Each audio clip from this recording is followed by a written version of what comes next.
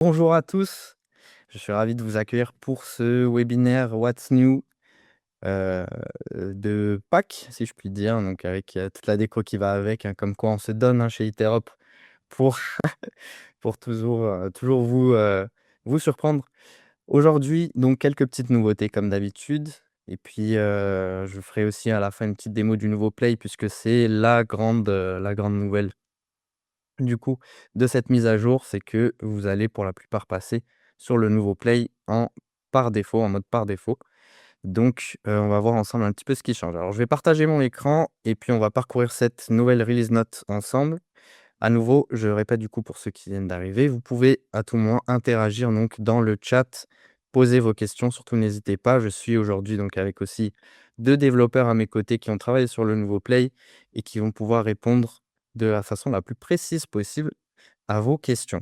Donc n'hésitez pas, c'est le moment. Ce webinaire également est enregistré. Donc vous pourrez, si vous loupez une partie, vous pourrez en retrouver, l'enregistrement sur notre communauté qui s'affiche ici à présent et qu'on va aussi parcourir un petit peu tous ensemble. OK, donc c'est parti pour cette release note FD02, deuxième mise à jour de l'année, mise à jour de Pâques. Et pour commencer, déjà un petit tips pour ceux d'entre vous donc qui préféraient avoir la release note ou les autres articles que vous avez à disposition dans la communauté, en français. En fait, la plupart des articles sont publiés par défaut en anglais, mais vous allez pouvoir retrouver une fonctionnalité ici dans Aura qui est, l'IA donc de Dassault Systèmes. Vous allez avoir quelques fonctionnalités dont la, traduction. Donc vous pouvez traduire directement, hop, en français les articles. Alors bon, il y a quelques petits mots évidemment qui vont être, traduits à côté, hein. Play, ce sera joueur, mais bon, vous l'aurez compris dans tous les cas. Donc pour cette release note, qu'est-ce qu'on va retrouver? Eh bien entendu, donc un petit résumé de ce que vous allez avoir dans la communauté, déjà dans un premier temps. Donc notre communauté externe, c'est là où vous allez trouver l'essentiel des informations. C'est vraiment la page de rendez-vous, donc je vous invite vraiment à tous la sauvegarder dans vos favoris. Vous allez retrouver des informations sur les nouveautés, vous allez retrouver des pages wiki qui vont vous permettre de naviguer à travers Interop et vous allez retrouver beaucoup de ressources et également, vous allez vous retrouver entre vous. C'est-à-dire que, comme son nom l'indique, c'est une communauté, donc vous pouvez interagir, vous pouvez poster des choses, vous pouvez poser des questions, vous pouvez répondre aux questions les uns des autres et également, comme ça, trouver des gens qui ont potentiellement les mêmes problématiques ou opportunités que vous. N'hésitez pas à interagir entre vous également. Donc sur la communauté, voilà, vous avez un lien ici, pour retrouver tout ce qui concerne le nouveau Play. Donc on va le répéter encore aujourd'hui, hein, tout ce qui change. Mais bien entendu, vous avez toute une documentation écrite, détaillée que vous pouvez retrouver aussi à travers ce livre. Vous avez également des ressources vidéo que vous pouvez retrouver sur notre chaîne YouTube. Donc vous avez tous les liens ici et ensuite vous pouvez naviguer, hein, à travers la page YouTube si vous voulez voir les petits tutoriels, les petites vidéos que vous pouvez bien entendu aussi partager, en interne à vos collaborateurs. Et après, ça concerne un petit peu plus ceux d'entre vous qui, sont plus côté design, donc la documentation technique où, vous allez retrouver, plein d'articles qui vont vous, montrer comment on construit des processus, mais pas que. Donc, je vais y revenir un petit peu plus tard. Vous allez voir que cette documentation, elle s'enrichit de jour en jour et le principe, c'est qu'elle est aussi sous format de communauté, c'est-à-dire que, nous, on enrichit des pages wiki et après derrière vous, vous pouvez aller, liker, commenter certaines pages s'il y a des choses qui sont pas claires, s'il manque des choses, si vous voulez plus d'exemples, on peut comme ça, venir, l'enrichir de jour en jour et répondre à vos questions directement. Donc voilà pour la communauté. À nouveau, enregistrez bien, le lien, c'est vraiment le point de rendez-vous. Vous allez avoir toutes les informations. Donc qu'est-ce qui change? Qu'est-ce qu'il y a de nouveau, sur cette release? Eh bien, principalement une grosse, feature, une grosse, comment on dit déjà? Une amélioration qui est, que vous allez pouvoir retrouver, les données d'Iterop dans le 3D Search. Alors ça vous parle peut-être pas forcément, le 3D Search, c'est cet onglet que vous avez en haut et que vous pouvez aussi retrouver dans, les variables de type ou les champs de type 3D Experience. Donc comme vous pouvez le voir, en gros, en quoi ça consiste? Eh bien, dans, les champs, je vais vous montrer la vidéo après. Dans ces champs 3 d'expérience et dans le search, vous allez pouvoir chercher directement des éléments d'ITEROP. Ce que j'entends, c'est que vous allez pouvoir retrouver, ben, des tâches en cours directement, des processus, des vues, des processus que vous pouvez démarrer, donc initier et les modèles des processus auxquels vous avez droit. Donc directement ici, depuis le search, de façon centralisée, vous allez pouvoir chercher donc des tâches, des processus, et cetera. Donc partout au même endroit et également donc dans les champs. C'est-à-dire que dans vos processus, qui intègrent des, champs de type, 3D expérience et bien, vous allez pouvoir attacher comme ça, des éléments interop. Donc, je peux imaginer que je suis en train de remplir un formulaire, j'ai un champ 3D expérience et bien, je peux venir attacher un processus particulier ou une tâche ou une vue de suivi. Par exemple, si je veux venir approuver la création d'une vue de suivi dans un processus et ben, je peux, voilà, l'attacher comme je le ferais pour un PDF, par exemple. Et ben, tout ça, vous allez pouvoir le retrouver et le mettre dans vos pièces jointes, si on veut. On va regarder un petit peu à quoi ça ressemble. En gros, voilà, c'est ça. Donc vous allez retrouver ici, si je cherche, release note et bien, j'ai par exemple un processus ici, release note, que je peux venir ouvrir ensuite dans play, par exemple. Donc je peux venir tout chercher. Si j'ai que le nom, je peux venir chercher ici l'information. On va passer un petit peu et voilà, là, par exemple, j'ai cherché un nom de processus, un modèle et j'ai pu le retrouver donc directement dans la partie design. Donc comme ça vient de sortir, on va bien entendu après le documenter et donc il y aura des exemples d'utilisation plus concrets où donc vous allez pouvoir voir un petit peu à quoi ça ressemble dans un processus ou à l'usage quotidien. Donc c'est pour ça que c'est aussi important de suivre donc la documentation et de voir un petit peu les nouveautés et on va voir en bas aussi une petite nouveauté qu'on nous a ajoutée dans la release note qui va vous aider à suivre tout ça. Donc en termes de nouveautés, beaucoup de, connecteurs OOTB out of the box. Comme d'habitude, à chaque mise à jour, on vient ajouter des connecteurs natifs vers d'autres applications de la plateforme pour ceux d'entre vous qui utilisent autre chose qu'Iterop, donc parmi les applications disponibles. Donc vous avez toute une liste exhaustive. Ici, ça vous parlera peut-être pas forcément en français, mais en anglais, vous avez les noms aussi et associé, vous avez aussi une documentation à chaque fois qui va venir vous expliquer un petit peu comment utiliser ces connecteurs. Donc le principe à nouveau, hein, de ces connecteurs out of the box, c'est de, vraiment avoir une opération déjà pré-packagée, facile à utiliser, de la même façon qu'on utilise, les mails dans les processus, directement vers les applications de la plateforme. Donc c'est assez pratique si vous utilisez Iterop dans l'environnement plateforme, que vous utilisez aussi d'autres applications de la plateforme, vous verrez que Iterop est très bien interconnecté avec les autres applications. Donc je vais pas passer en revue toutes les nouveautés, mais il y en a peut-être là-dedans qui vous intéressent en particulier, donc je vous laisserai, consulter. Et donc voilà, on vous a ajouté aussi maintenant, dans les release notes, tous les nouveaux articles de documentation aussi qui sortent. Donc vous allez voir qu'il va y en avoir vraiment de plus en plus, beaucoup d'articles et pour vous y retrouver, vous avez aussi au début un petit emoji à chaque fois qui vous dit en quoi, quel type d'article c'est. Donc vous allez retrouver 3 gros types d'articles essentiellement. Donc si je pars du niveau le plus élevé, le plus global, vous allez le petit joystick pour les use cases. Donc les use cases, tout simplement, donc les cas d'usage, ça va être vraiment des processus entiers. Vous avez vraiment tout un processus du début à la fin avec un vrai cas, métier, souvent inspiré, ben, de ce que vous faites chez vous ou de ce qu'on a pu nous, en tant que consultants, proposer à nos clients. Donc vous avez un vrai cas, métier de bout en bout qui vous explique, bah, comment utiliser Iterop, qui vous propose en fait qui vous suggère des idées de processus. Peut-être que certains, vont vous parler, et puis ça permet de voir plein de fonctionnalités en contexte. Donc ces cas d'usage-là, vous allez en retrouver pas mal et si vous avez des idées de cas d'usage, ben, chez vous qui vous intéresseraient ou que vous souhaiteriez voir, documentés, bah, n'hésitez pas à nouveau, à nous contacter. Donc le deuxième niveau, bah, ces cas d'usage-là, on les a décomposés en, briques fonctionnelles. Donc c'est un petit peu là le manuscrit. Pourquoi? Parce qu'on a appelé ça donc des how to ou des comment faire parce que ça va être un petit peu une recette. C'est une recette pour fabriquer une brique fonctionnelle. Bah, typiquement ici, fusionner plusieurs fichiers PDF en un seul. Là, c'est pas une seule fonctionnalité native d'Iterop. Il faut agencer plusieurs petites fonctionnalités pour arriver à ce résultat-là. Et puis, c'est pas non plus un process parce qu'on ne fait pas tout un process juste pour fusionner des fichiers PDF. Mais voilà, si vous voulez arriver à ce résultat-là, il faut agencer pas mal de petites fonctionnalités. Et donc, vous a préparé des petites recettes comme ça que vous pouvez ensuite directement télécharger, puisque vous aurez aussi un point Interop et intégrer directement dans vos processus. Donc, c'est assez pratique.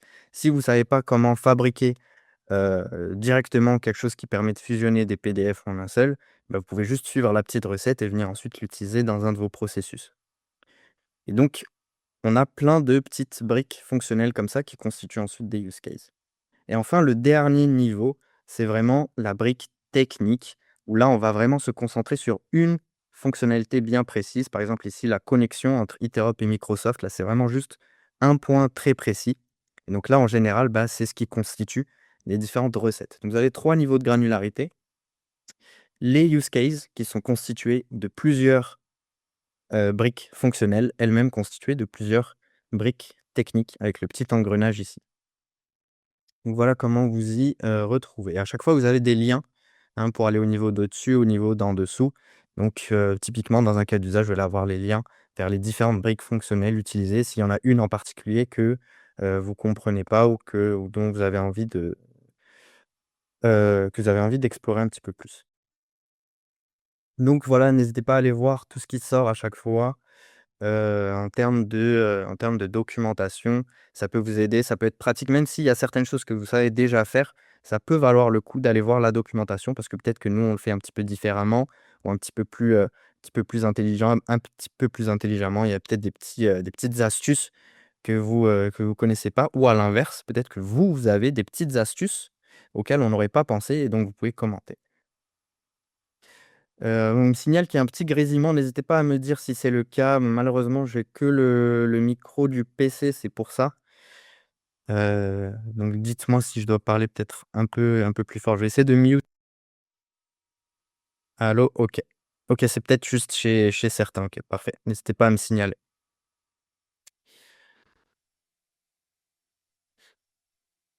OK. Parfait et voilà, à la fin, comme je vous le disais, vous avez le lien, hein, vers la communauté. Bon, de toute façon, ici, la release note, elle est dessus. Si vous avez loupé, le lien, si vous avez loupé la communication sur où trouver le lien de la documentation, revenez vers vous. On vous envoie le lien, c'est libre d'accès. Voilà, vous avez juste à vous créer un compte, 3DS. C'est déjà le cas normalement pour la plupart d'entre vous et voilà, vous retrouverez toutes les infos que j'ai citées.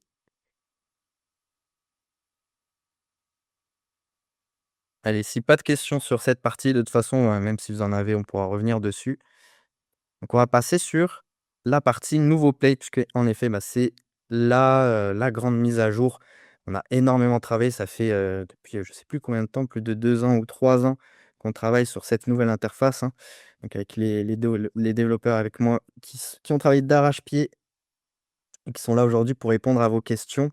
Donc ça y est, on a une version, dont on est fier, qu'on est ravi de vous présenter et c'est beaucoup grâce à vous parce que vous nous avez fait énormément de retours et pour vous dire vraiment chaque semaine, on s'attable tous ensemble pour voir vos différents retours, se les partager, travailler dessus pour améliorer les choses. Donc vous avez, vraiment joué le jeu. Vous avez testé, le nouveau Play quand il était en bêta, en conditions réelles, ce qui nous a permis vraiment de relever tous les petits défauts qu'on n'aurait jamais pu, retrouver seul. Donc maintenant, normalement, tout est bon.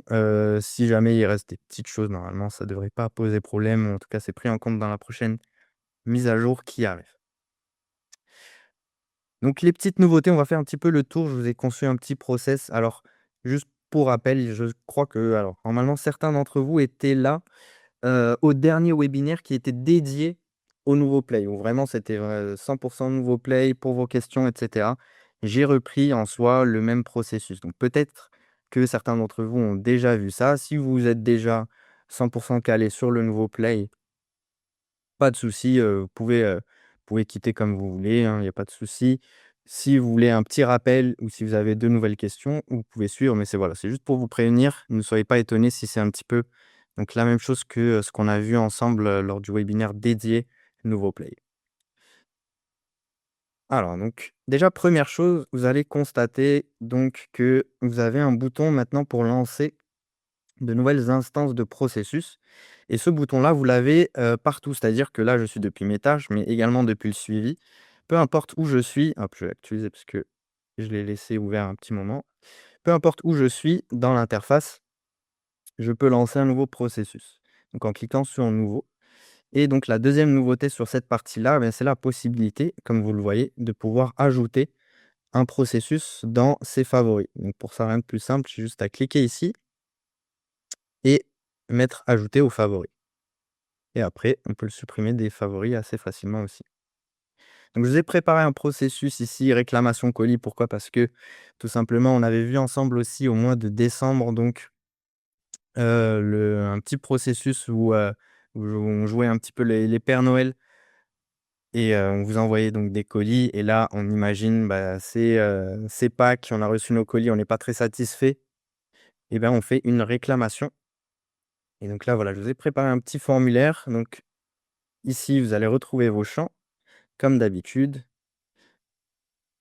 Ici, les variables composées ou les tableaux, vous pouvez sélectionner des fichiers et ce qui change pas mal aussi dans les formulaires, donc c'est cette partie-là où on peut vraiment beaucoup plus facilement venir joindre des fichiers simplement en glissant, déposant. Hop, j'en sélectionne plusieurs ici depuis mon onglet fichiers et donc j'ai mes fichiers qui viennent s'ajouter assez facilement. Je peux venir les consulter, hop, ou les télécharger comme d'habitude. Donc vous allez voir que globalement, quand même, l'interface est beaucoup plus facile d'utilisation, beaucoup plus ergonomique. On a fait un grand nettoyage, pour que ce soit vraiment simplifié, facile de prise en main. Peut-être que vous qui avez l'habitude d'utiliser l'ancien Play, ça va vous déstabiliser un petit peu au début, mais en tout cas pour des nouveaux utilisateurs, la différence est vraiment énorme. C'est beaucoup plus facile à prendre en main et vous allez voir qu'une fois que vous aurez pris l'habitude et ben, vous aurez beaucoup de mal à revenir à l'ancien. Hop, je vais valider donc ma tâche.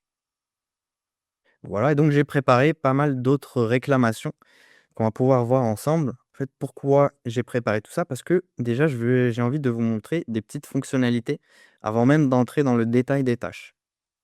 Donc la première chose que vous pouvez constater, c'est que ici, donc dans mon onglet des tâches, si je les regroupe par tâches et que je vais donc sur les, tâches de traitement de réclamation, je vais avoir une option ici qui va s'afficher qui va me permettre de choisir des préférences. Donc les préférences, c'est quoi? C'est tout simplement la possibilité d'aller piocher dans les informations disponibles de la tâche, des champs en particulier. Hop, par exemple, hop, les noms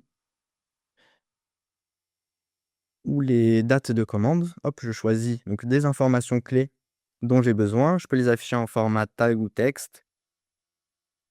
Je confirme et voilà, surprise, j'ai les champs qui s'affichent directement sur la prévisualisation de la tâche. C'est-à-dire que j'ai pas besoin d'entrer dans ma tâche, j'ai directement l'information clé dedans, ce qui me permet donc, sans avoir à aller, entrer, sortir dans les tâches, pour avoir certaines informations, je les ai en un seul coup d'œil. Si jamais j'ai besoin de savoir, voilà, de savoir exactement à quelle date correspond la réclamation ou à quel nom elle est faite, je peux avoir l'information directement dans la prévisualisation. Ça a un autre intérêt qui vient avec, une autre fonctionnalité qui est donc le changement de vue. Donc dans l'ancien, on n'avait que cette vue-là, donc la vue classique et dans le nouveau, on a un deuxième mode qui est la vue tableau et la vue tableau, ça va ressembler un petit peu au suivi et donc vous allez avoir, en fait, toutes vos informations comme ça, ligne à ligne, de vos différentes tâches. Ce qui va vous permettre aussi d'avoir en colonne les, options que vous venez de choisir, ces options-là. Donc, par exemple, la date, le nom, ce qui va vous permettre aussi, du coup, hop, de les trier en ordre. Voilà, alors là, pas de chance, comme j'ai tout, rempli avec les mêmes informations, on voit pas trop la différence. Mais voilà, vous avez la possibilité maintenant de les trier plus facilement. Je vais rebasculer vers le mode classique. Et donc, dernière chose aussi, avant de vous montrer le détail d'une tâche, l'autre très grosse avancée globale, hein, que vous allez remarquer un petit peu partout dans le nouveau Play, bah, c'est la possibilité de personnaliser à fond l'interface. Et donc quand je dis personnaliser, c'est vraiment propre à chaque utilisateur. Autant avant, les designers avaient beaucoup de pouvoir parce qu'en tant que designer, vous pouviez vraiment choisir, l'affichage des différents champs et cetera. Là, c'est vraiment chaque player a la possibilité de personnaliser complètement son interface. Si moi, je préfère afficher, bah, la prévisualisation des tâches sur la moitié de mon écran, je peux. Si je veux ensuite, hop, dans la partie tâches, voilà, pareil, l'allonger, je peux et à chaque fois, bien sûr, ces choix sont sauvegardés. Donc j'ai pas à, faire la modification à chaque fois que je me connecte. Donc je fais ma petite modif, je personnalise mon interface comme ça m'arrange et ensuite c'est sauvegardé automatiquement. Ce qui est aussi super pratique quand on bascule sur un mode tablette ou téléphone, vous allez voir que l'interface, contrairement à l'ancienne, est beaucoup, beaucoup plus adaptée donc aux affichages, mobiles. Donc voilà sur cette partie-là, je vais un petit peu lire le chat si jamais j'ai loupé certaines de vos questions. On peut le recevoir par mail à l'issue du webinaire. Oui, bien sûr, donc voilà, je vois qu'on vous répond déjà. On va vous envoyer tous les liens dont vous avez besoin si jamais par mail et les enregistrements, vous allez pouvoir les retrouver aussi, dans la communauté.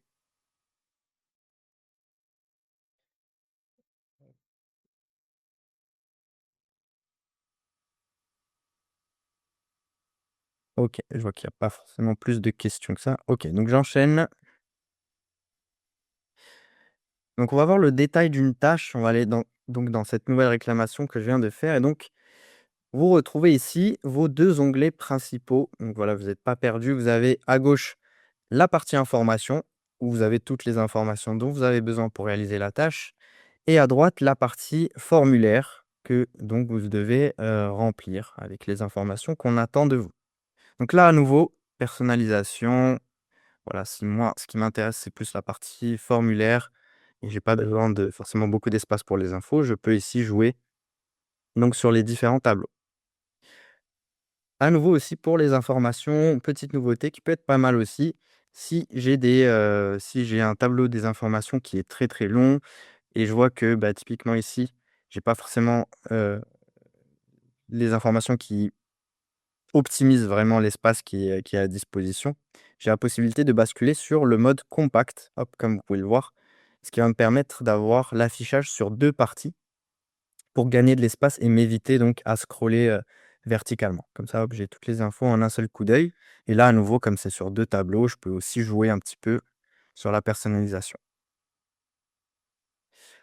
Pareil, côté, formulaire global, on a beaucoup, d'entre vous qui utilisaient pas mal du CSS en tant que designer pour faire cette fonctionnalité-là. Donc ce qu'on a fait tout simplement, bah, c'est qu'on l'a intégré de façon native pour vous éviter de le faire. C'est donc le basculement du mode horizontal vers le mode vertical.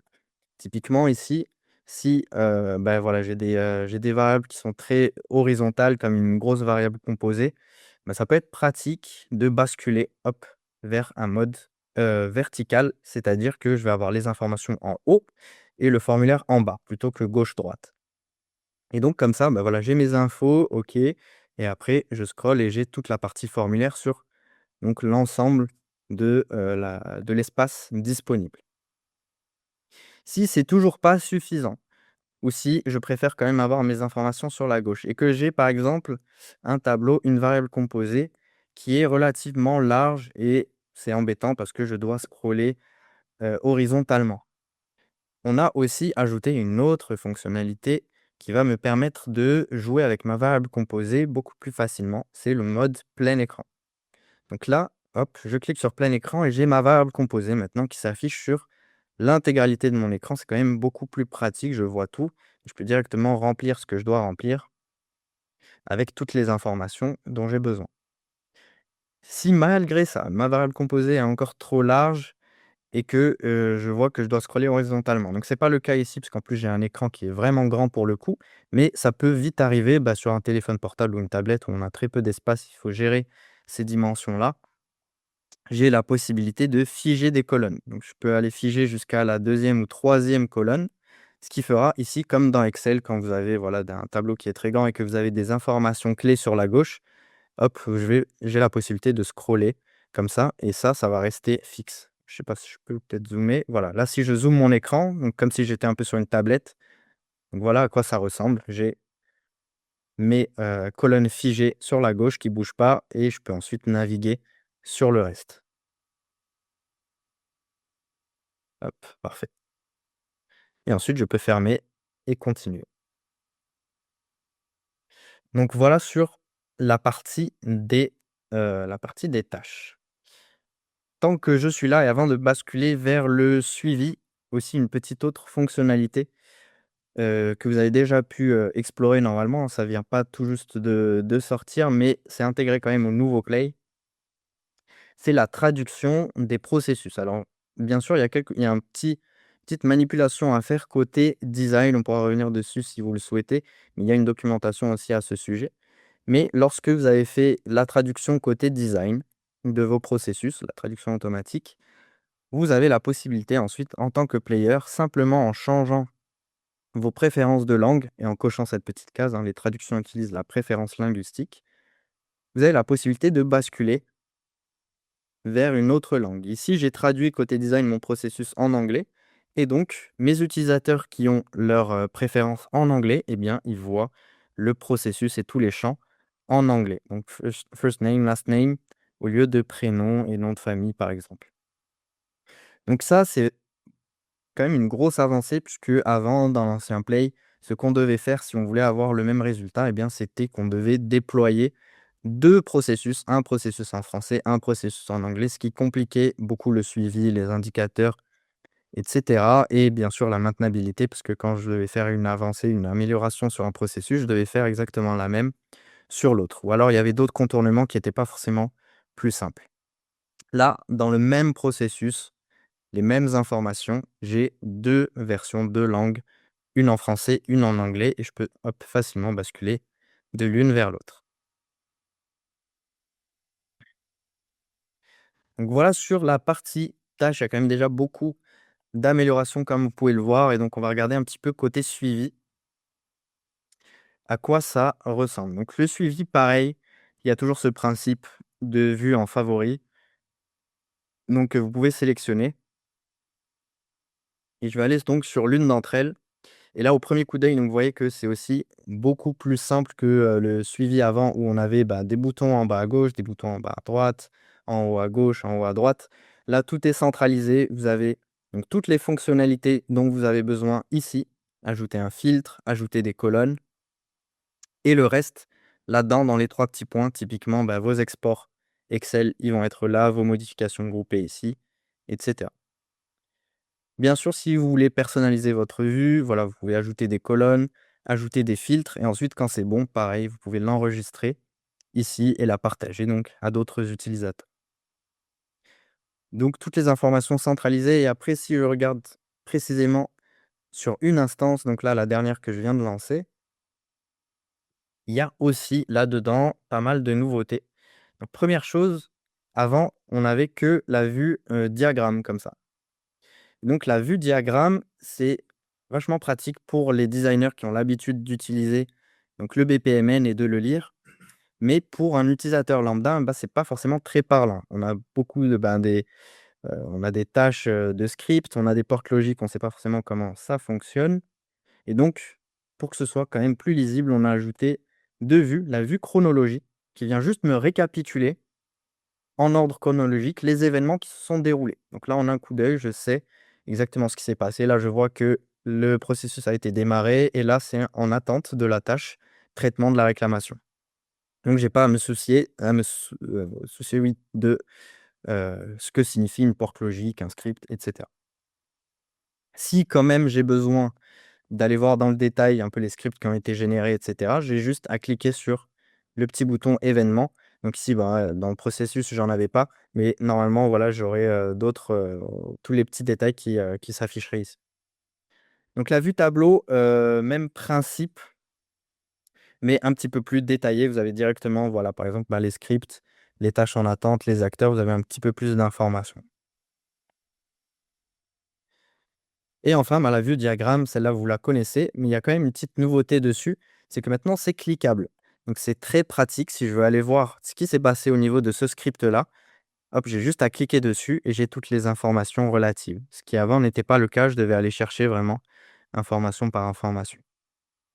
Hop, et donc si je clique à côté, j'ai toutes les informations du processus. Ce qui change également donc sur la partie information, donc vous retrouvez bien sûr toutes vos différentes données. Hop, si je veux avoir toutes les données du processus, je les ai là. Et donc la nouveauté, vous l'avez ici, c'est les données favorites.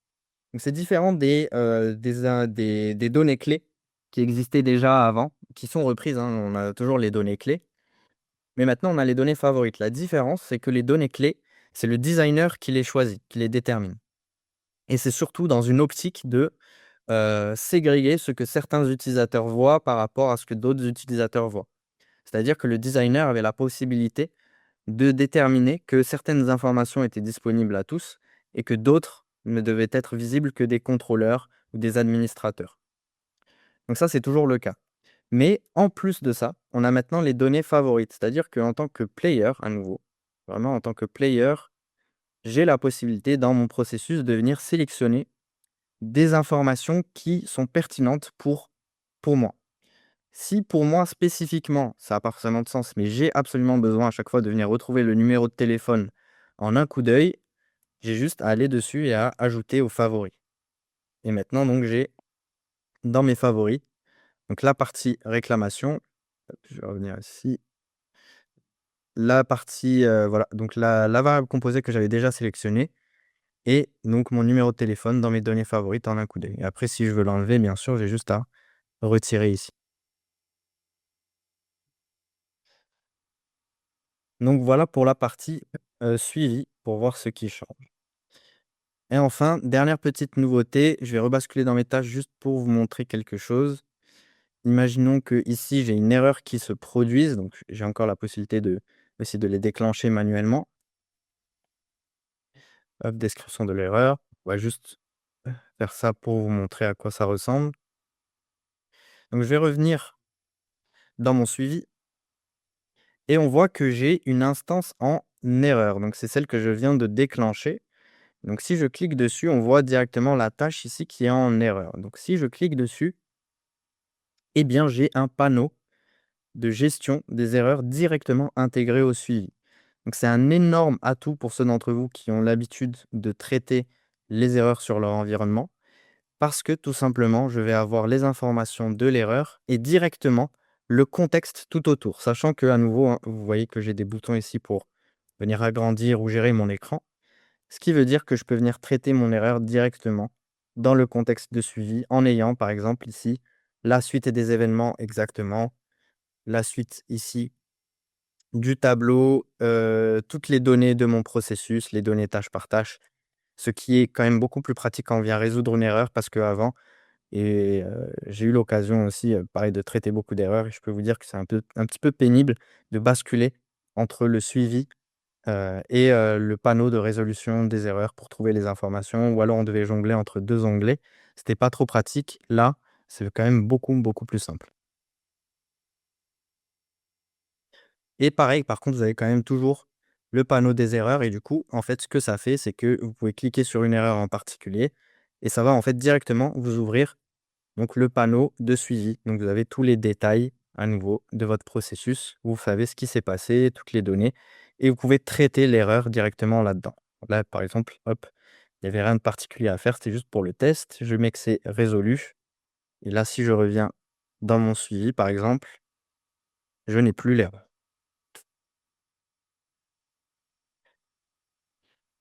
Donc voilà pour les tâches, le suivi, les erreurs. Globalement, c'est tout. Vous avez bien sûr après tous les éléments que vous retrouvez par rapport à l'ancien play, donc la délégation que vous connaissez. Je peux ajouter une délégation. Sur ça, pas forcément de nouveautés, mais vous avez quand même ce panneau-là que vous pouvez retrouver là. Et vous pouvez basculer aussi sur design avec ce bouton-là.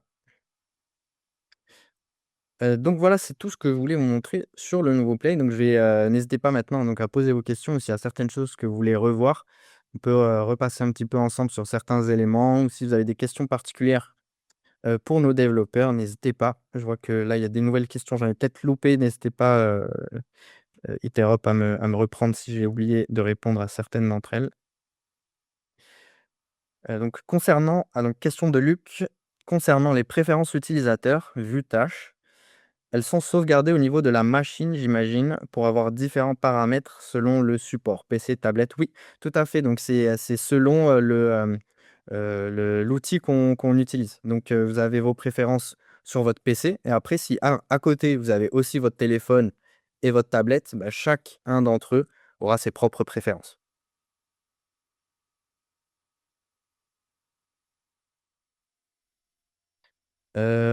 Alors après ah oui, pardon, j'ai oublié d'aller regarder côté Q&A parce que oui, effectivement, il y a le chat, c'est assez pratique, mais il y a aussi la partie, Q&A pour poser vos questions. J'ai une question de Zamir. P&O for process workflow, exemple viewer, exécuteur, admin. Par P&O, qu'est-ce que tu entends, Zamir? N'hésite pas à me préciser un petit peu ta question. Et Samir, si tu préfères aussi une réponse en anglais, il y a un webinaire, cet après-midi en anglais. N'hésite pas à rejoindre. People and Organization, for Process. Oui, j'ai pas très bien compris la question, mais je crois qu'il y a pas forcément de changement par rapport à l'ancien play, en tout cas, sur cette partie-là. Donc préférences stockées donc question d'Aymeric, préférences stockées dans les cookies. Si on nettoie l'historique des cookies, hygiène du navigateur, on perd les préférences. Ouais, si on nettoie le cache, par exemple, ou si on est en navigation privée aussi, par exemple? Est-ce que ça change quelque chose? Oui, je crois que ça ouais, oui, alors oui, apparemment, oui, ça peut, supprimer les préférences sur les colonnes, notamment sur l'ajustement, je vais montrer sur les tâches. Hop, ça, par exemple, ce type d'ajustement-là, ça peut être, supprimé si on nettoie, en effet, les cookies.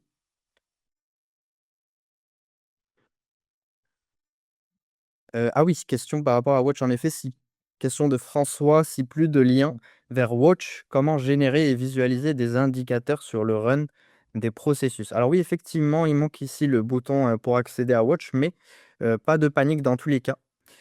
Vous avez ce bouton, ce grand bouton en haut à gauche où vous allez retrouver tous vos rôles et applications que vous avez à disposition. Donc la plupart d'entre vous, vous avez que les rôles, Interop. Certains ont aussi d'autres rôles et donc d'autres applications de la plateforme. Et vous avez ici tout ce à quoi vous avez accès. Donc typiquement, moi, si j'ai un rôle, ah mince, ici je l'ai pas, c'est dommage. Mais, par exemple, si j'avais Watch, bah, comme j'ai, Designer, j'ai juste à cliquer sur mon rôle et à ouvrir ici l'application, Business Process Design. De la même manière donc pour Watch, vous avez, Business Process Analyst, vous cliquez dessus ou alors directement depuis la partie app, hop, vous pouvez chercher. Donc moi, j'ai pas malheureusement ici sur cet environnement, mais si je cherche design, bah, voilà, je l'ai ici, dans tous les cas.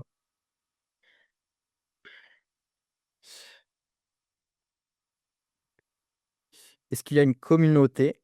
Une question d'Arnold. Est-ce qu'il y a une communauté pour les, REST API? Alors il y a pas de communauté dédiée pour les API, REST, mais en effet, si je rebascule vers la documentation, vous allez avoir, bah, beaucoup d'articles de documentation qui vont être dédiés à certaines connexions. Typiquement ici, bah, il y en a une qui sort pour cette release-là sur, Interop et Microsoft. Donc on va pas faire non plus tous les cas d'usage possibles, toutes les connexions API qui existent, il y en a des milliers. Mais, vous allez retrouver quand même quelques articles sur les principales, en tout cas. S'il en manque des grosses, qui sont utilisées par plusieurs d'entre vous, vous pouvez aussi le signaler, on essaiera de faire une petite documentation. L'inconvénient aussi avec ces documentations-là, c'est que, bah, on n'est pas, 100 maître de ce qui se passe. C'est-à-dire que nous, on peut faire une documentation sur comment connecter Interop à Microsoft. Mais après, derrière, si Microsoft, ils décident de changer quelque chose sur leurs API, bah, nous, on n'est pas forcément informés, on n'est pas forcément à jour. Donc, nous, notre doc, elle sera pas forcément à jour à ce niveau-là. On maîtrise pas tout, bien sûr. Donc voilà, mais d'ailleurs, justement, si vous voyez qu'il y a des modifications et que, il y a une connexion telle qu'on l'a documentée qui ne fonctionne plus, n'hésitez pas à nous le signaler, on essaiera de la remettre à jour.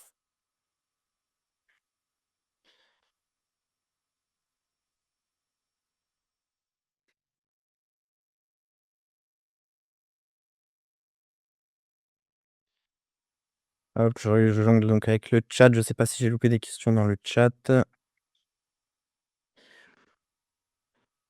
Peut Question de Ludovic: «Peut-on partager, gérer les préférences avec d'autres utilisateurs?» Alors ça dépend ce que tu appelles, les préférences. Si les préférences, c'est, tes préférences d'affichage comme ça, bah, là tu peux pas l'exporter. C'est vraiment propre à chaque utilisateur. Pareil donc sur les options, hein, que je vous ai montrées tout à l'heure. Les seules choses qu'on peut, partager à proprement parler, c'est ce qui était déjà le cas en fait dans l'ancien Play, c'est-à-dire, bah, typiquement les vues de suivi. Hop, je peux faire ma vue de suivi personnalisée, ajouter des filtres, des colonnes. Ça ensuite, je peux l'enregistrer et le partager en effet. Mais si c'est vraiment juste, l'affichage et dire que, hop, c'est avoir des grosses colonnes comme ça, c'est ça que je veux partager, ça on peut pas.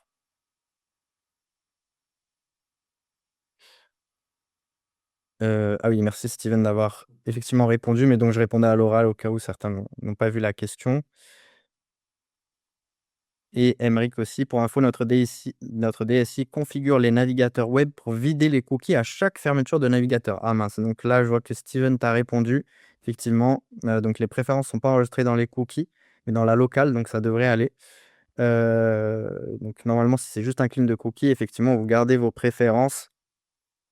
Et donc, ce qu'il me disait, c'est que c'est peut-être juste, les préférences de taille de colonne, même ça, c'est bon? OK.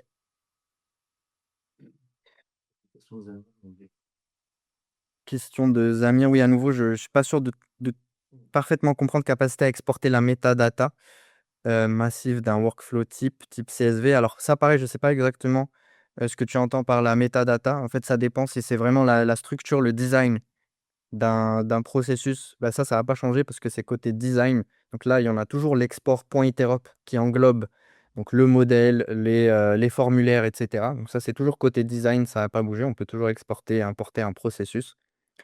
Si c'est les données, d'exécution, donc les données propres à chaque instance d'un même processus, ben, on va retrouver ces informations-là dans le suivi et dans le suivi, effectivement, je peux venir choisir les données qui m'intéressent et ensuite, une fois que c'est bon, je peux enregistrer et faire un export, mince, je l'ai lancé vraiment, un export Excel ou et là, il faut viser la petite flèche ici, d'autres formats, CSV, JSON en effet ou juste XLS. Ça, c'est les informations de run si on veut, les informations d'instance. Et metadata, statut, référence, owner, date. Alors ça, oui, c'est inclus, alors il y a un peu de tout là-dedans, mais par exemple, le owner, ça, c'est inclus dans le fichier .iterop. Les dates, si c'est la date, de création, pareil, donc ça dépend un petit peu de chaque donnée. Statut, ça dépend pareil ce que tu entends par statut. Je ne sais pas si c'est la partie statut, des instances. Dans ce cas, c'est exporté depuis le suivi. Si c'est un autre statut, c'est différent.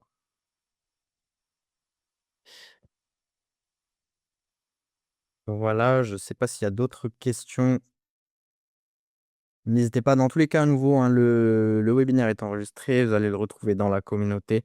Donc pas de souci, vous pouvez aussi poser, toutes vos questions directement dans la communauté ou avec les gens d'Iterop avec qui vous êtes en contact. Normalement, la plupart d'entre vous sont au moins en contact avec un des consultants. Si vous avez l'habitude de parler à votre consultant favori, vous pouvez, moi, les clients que je suis, vous pouvez directement me poser vos questions, bien entendu. Je pourrais vous répondre, sinon dans la communauté, comme vous préférez. OK, je vois qu'on a répondu à toutes les questions. Donc si c'est tout, il me reste plus qu'à, vous, remercier d'avoir été aussi nombreux aujourd'hui, d'avoir posé toutes vos questions.